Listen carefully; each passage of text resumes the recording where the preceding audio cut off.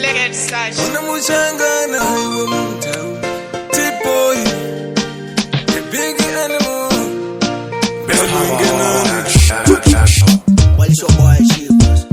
Me have to make it for real. Delegate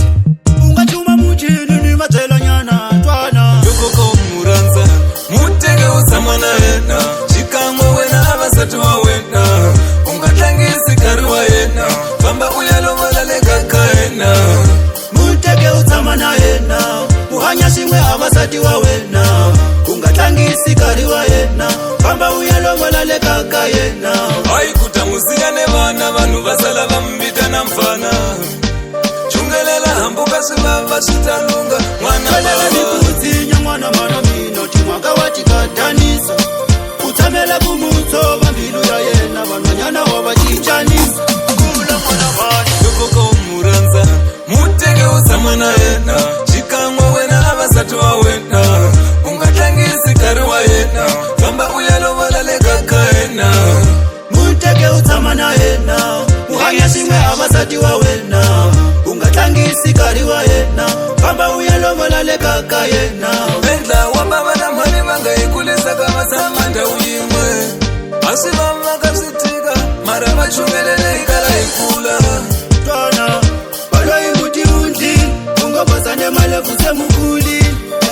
Tikisi musimu tiji Yomuteka sati se Yokoko mukuli muranza mutege usamana yena Chikamwe wena abasatu wa wena Ungatangisi karuwa yena Famba uyalo malale kaka yena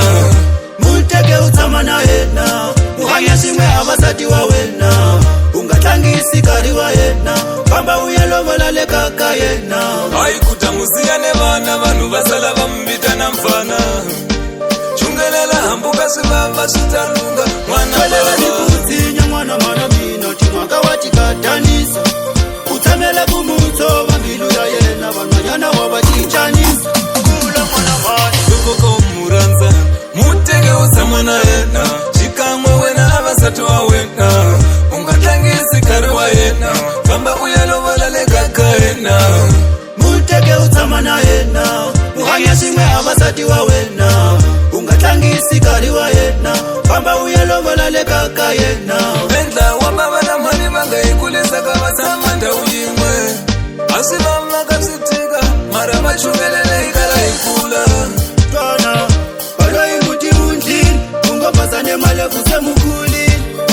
Tikisi musimu tiji Yomuteka sati se mukuli